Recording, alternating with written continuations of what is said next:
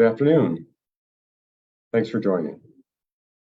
Today is June 15th, 2023, and we'll be talking about this presentation titled IRS Tax Debt Can Just Go Away, Collection Statute Expiration Dates.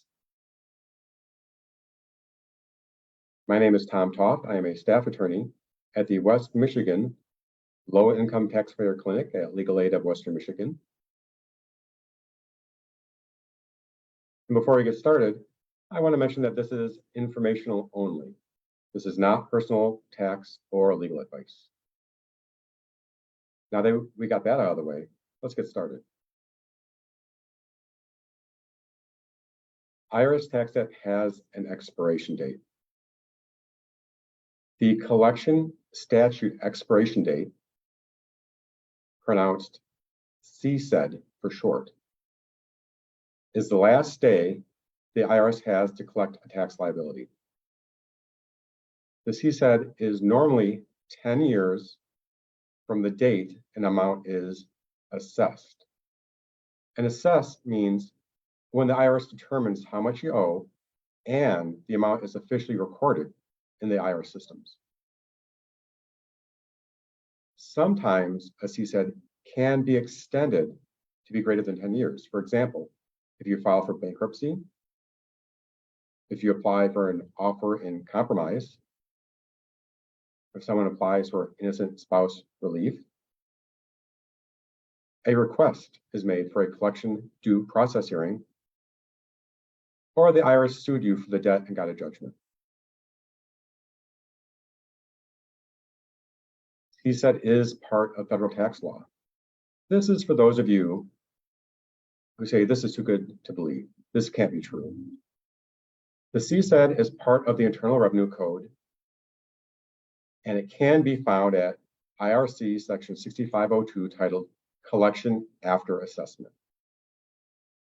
Also, the IRS talks about CSEDs in its topic number 160 titled Statute Expiration Dates, RSED, ASED, CSED, which says in part, the collection statute expiration date marks the end of the collection period, the time period established by law for the IRS to collect taxes.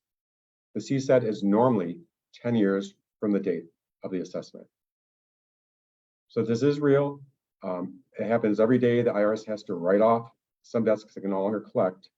And if you want to look more into it, you can go to IRC section 6502 or this topic number 160. All right, let's talk about ways to find out what your CSED is. You can call the IRS at 1-800-829-1040 and ask an agent. If you call up and get on the line, you'll need to let them know what tax year you're calling about for the debt, and then ask them for any CSEDs on debts for that year. You can review your IRS account transcript records. Those are available through the online IRS portal at www.irs.gov/individuals/get-transcript. You can also request your account transcript records through the IRS's automated transcript request line. That's where you can call 1-800-908-9946. If you order it this way, the IRS will mail them to you. And finally, you can complete an IRS Form 4506-T titled Request for Transcript of Tax Return, and you can send that to the IRS. Now, a note, each tax year has its own account transcript.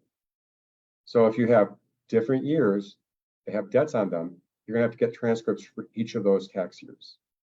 And any tax year's account may have multiple debts with different assessment dates on them.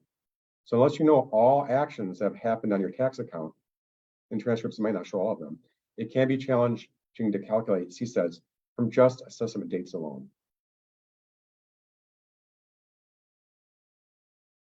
Let's talk about what happens if a CSED is reached. The IRS will usually write off the debt in its records and make a notation on the related account transcript record that will look like this. There's a code to the left, 608, a little textual comment saying write-off of balance due, the date of the write-off.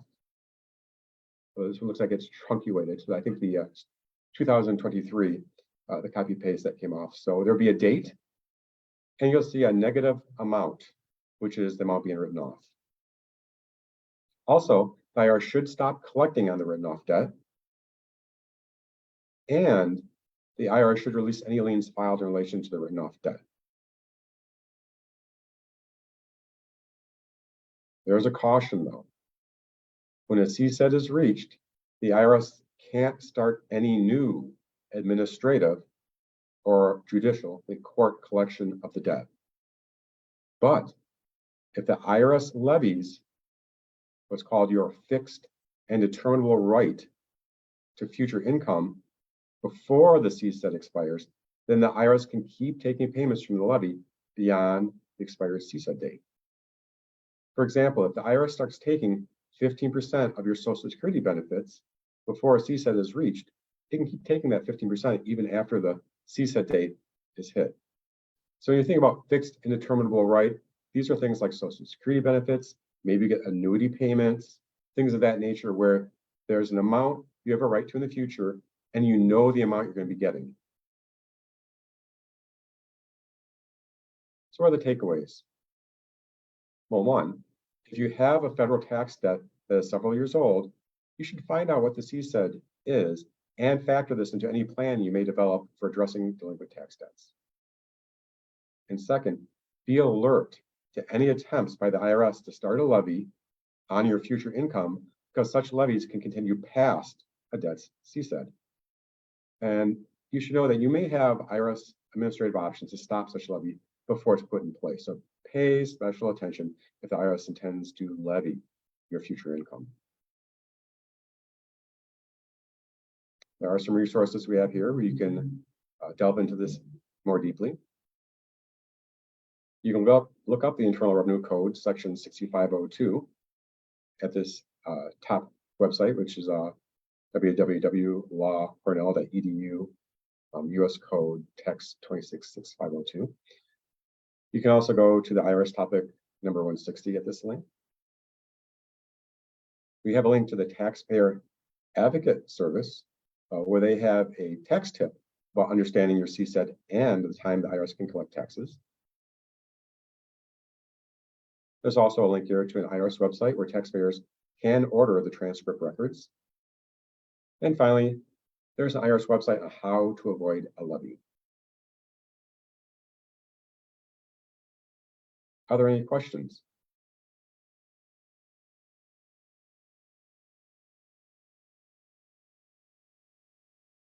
Okay, great.